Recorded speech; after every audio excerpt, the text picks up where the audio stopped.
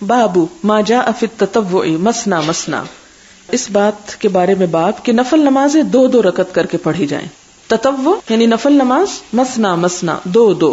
قال محمد ويذكر ذلك عن عمار وابي ذر وانس وجابر بن زيد واكرمه والزهري رضي الله عنهم. وقال يحيى بن سعيد الانصاري ما ادركت فقهاء ارضنا الا يسلمون في كل 2 من النهار. یہ بہت سارے جو راوی ہیں ان سب کا بھی یہی خیال ہے کہ نفل 2 کر کے پڑھنے چاہیے، 4 اکٹھے نہیں، اس کی نیت کرنی چاہیے. اور یحییٰ بن سعید الانصاری کہتے ہیں ما ادرکتو نہیں پایا میں نے فقہاء ارضنا اپنے زمین یا اپنے علاقے کے عالموں یا فقیہوں کو الا مگر یسلمون وہ سلام پھیر دیتے ہیں فی کل 2 من النہار دن کی نمازوں میں ہر 2 رکعت کے بعد، یہ مراد ہے یعنی نفل 2.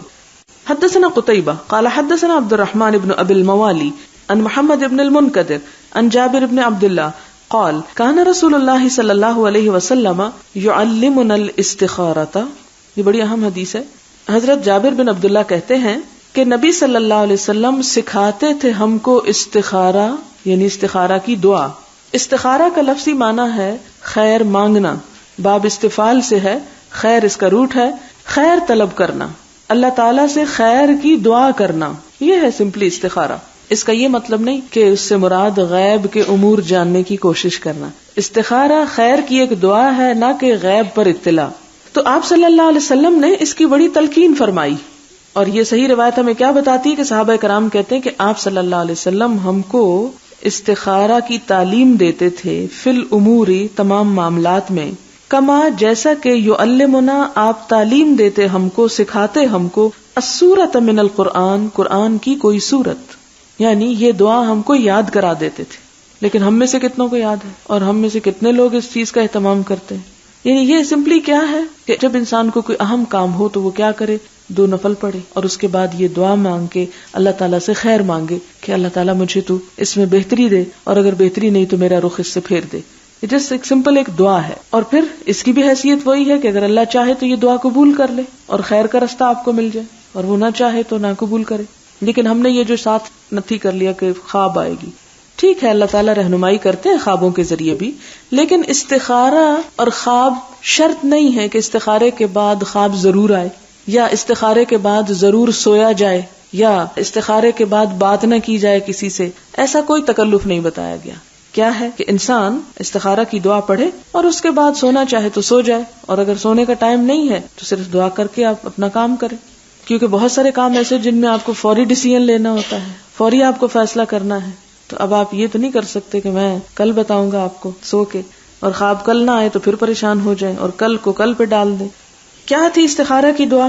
آپ فرماتے اذا ہم جب ارادہ کرے، ہم ارادہ، احدکم تم میں سے کوئی ایک، بالامر کسی کام کا، فلیرکع تو چاہیے کہ رکعتیں پڑھے، رکعتین 2 رکعتیں، من غیر الفریضۃ فرض نماز کے علاوہ، یعنی نفل نماز پڑھے. ثم لیقل پھر چاہیے کہ کہے اللہم انی استخیرک بعلمک واستقدرک بقدرتک واسألک من فضلک العظیم فانک تقدر ولا اقدر وتعلم ولا اعلم وانت علام الغیوب. اللہم ان کنت تعلم ان هذا الامر خیر لی فی دینی ومعاشی وعاقبت امری او قال عاجل امری وآجلہ فاقدرہ لی ویسرہ لی ثم بارک لی فیہ وان کنت تعلم ان هذا الامر شر لی فی دینی ومعاشی وعاقبت امری او قال فی عاجل امری وآجلہ فاصرفہ عنی واصرفنی عنہ واقدر لی الخیر حیث کان ثم اردنی بہ. قال ویسمی حاجتہ، قال کہا اور یسمی نام لے حاجتہ اپنی حاجت کا. کہاں پر نام لے؟ یعنی امر کے بارے میں، جہاں امر کا لفظ آتا ہے. جی یہاں وقدر لکھا ہے، ایک اور روایت میں وقدر آتا ہے. اور اس میں آپ دیکھیں کہ اینڈ میں آپ نے یہ نہیں فرمایا کہ اس کے بعد کسی سے بات نہ کرے اور لیٹ جائے اور سو جائے اور خواب دیکھے اور اس کی تعبیر کرے یا پوچھے. کوئی ایسی بات آپ نے نہیں فرمائی. یہ ہم نے خود قیاس کر لی کہ اس سے ہمیں شاید زیادہ بڑی ڈائریکشن مل جائے گی. بہرحال ترجمہ دیکھتے ہیں دعا استخارہ کا. اللہم اے اللہ، انی استخیرک میں خیر مانگتا ہوں تجھ سے، بعلم کا، تیرے علم کے ساتھ، یعنی تیرے علم میں جو خیر ہے وہ خیر مجھ کو دے دے، مراد یہ ہے. وہ استقدر کا، اور میں طاقت چاہتا ہوں، بقدرت کا، تیری قدرت کے ساتھ، یعنی مجھے تو اگر یہ بہتر ہے تو اس کام کے کرنے کی ہمت دے. واسألک، اور میں سوال کرتا ہوں تجھ سے، من فضلک العظیم، تیرے فضل عظیم کی، یعنی بڑے فضل کی. فإنک تقدر، کیونکہ تو قدرت رکھتا ہے، ولا اقدر، اور میں قدرت نہیں رکھتا. وتعلم، اور تو جانتا ہے، ولا اعلم، اور میں نہیں جانتا. وانت، اور تو علام الغیوب، جاننے والا ہے اور بہت جاننے والا ہے غیبوں کو. یعنی یہ نہیں کہا کہ اللہ میں بھی کچھ جاننے والا ہوں یا جاننا چاہتا ہوں. انت علام الغیوب.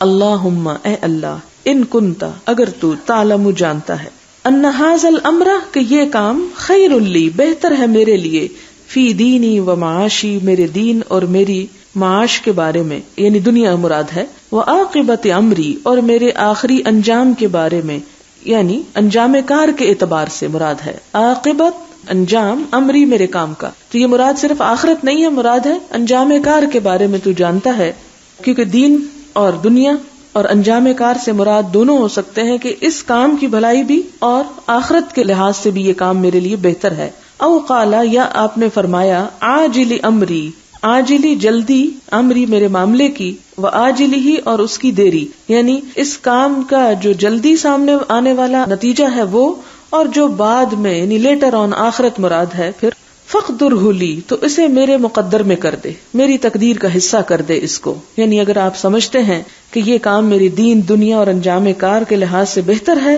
تو یہ کام میرے لیے آسان کر دیں. وَيَسِّرْهُ لِي، اور اس کو آسان کر دیجئے میرے لیے. ثُمَّ، پھر بارک، برکت دیجئے، لی، میرے لیے، فیہ، اس میں.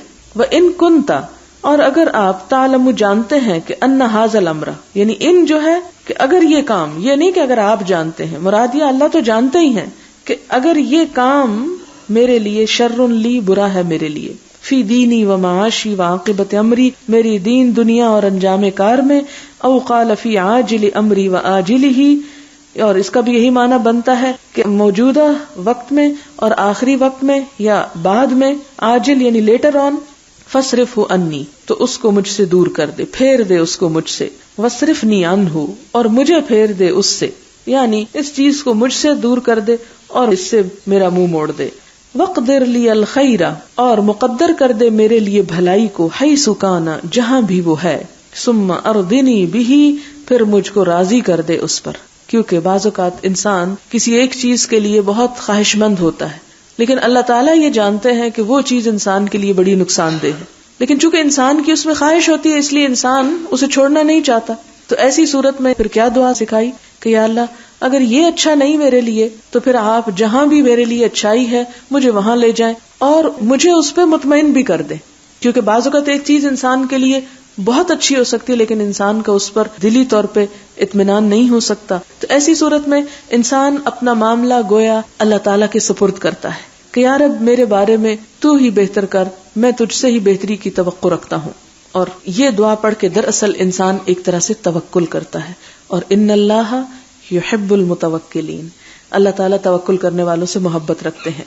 اور قرآن پاک میں بھی آتا ہے نا، عسیٰ ان تحبوا شیئا وہو شر لکم وعسیٰ ان تکرہوا شیئا وہو خیر لکم. ہو سکتا ہے ایک چیز تم اسے ناپسند کرتے ہو اور وہی تمہارے لیے اچھی ہو، لیکن اگر اچھائی اس میں ہے تو اللہ تعالیٰ نے کتنی خوبصورت دعا میں پھر بتا دی کہ اللہ اس اچھائی پہ راضی بھی کر دے کہ ہم بھی اس چیز کو اچھا ہی سمجھنے لگے.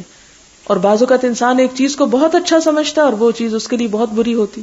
اور یہ زندگی میں عام طور پر ہر چھوٹی بڑی چیز کے معاملے میں ہمارے ساتھ پیش آتا رہتا. مثلا آپ سفر کرنا چاہتے ہیں اور سفر آپ کے حق میں اچھا نہیں تو سفر سے پہلے بھی استخارے کا حکم ہے. اسی طرح آپ کہیں شادی کرنا چاہتے ہیں اور وہ شادی آپ کے حق میں اچھی نہیں تو استخارے کا حکم ہے. اسی طرح آپ کوئی بزنس کرنا چاہتے ہیں، وہ بزنس آپ کے لیے اچھا نہیں لیکن آپ کا اس میں بڑا دل اٹکا ہوا کہ وہ بزنس آپ کو کرنا ہی کرنا ہے، آپ کو بظاہر اس میں بڑا فائدہ نظر آ رہا ہے لیکن ہو سکتا ہے کہ دنیا میں بڑا فائدہ ہو مگر آخرت کے لحاظ سے اس بزنس میں نقصان ہی نقصان ہو، کہ اس میں کوئی حرام یا فریب فراڈ کا کوئی عنصر ہو. تو ان تمام چیزوں میں ایک بندے کو تعلیم کیا دی گئی کہ وہ صرف اپنی عقل یا اپنی سوچ سمجھ یا اپنی خواہش کو مد نظر رکھ کے کوئی فیصلہ نہ کرے بلکہ اللہ تعالیٰ سے جو اس کا اصل محسن ہے اس سے بھلائی کی دعا کرتا رہے تاکہ اللہ تعالیٰ اس کو دنیا میں بھی اور آخرت میں بھی اس بھلائی کا وعدہ پورا کر دے جس میں کہا گیا ربنا آتنا فی الدنیا حسنۃ وفی الآخرۃ حسنۃ وقنا عذاب النار۔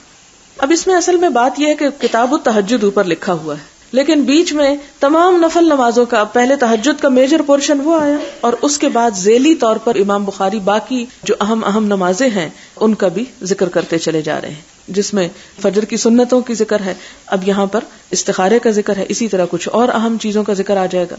اگلی حدیث، حدثنا المکی بن ابراہیم عن عبداللہ بن سعید عن عامر بن عبداللہ بن زبیر عن عامر بن سلیم الزرقی انه سمع ابا قتادہ ابن ربیعی الانصاری رضی اللہ عنہ قال النبی صلی اللہ علیہ وسلم، آپ صلی اللہ علیہ وسلم نے فرمایا، اذا دخل احدکم المسجد، جب تم میں سے کوئی شخص مسجد میں داخل ہو، فلا یجلس، تو نہ بیٹھے، حتی یصلی رکعتین، یہاں تک کہ 2 رکعتیں نہ پڑھ لے۔ یہ کون سی نماز ہے؟ تحیۃ المسجد۔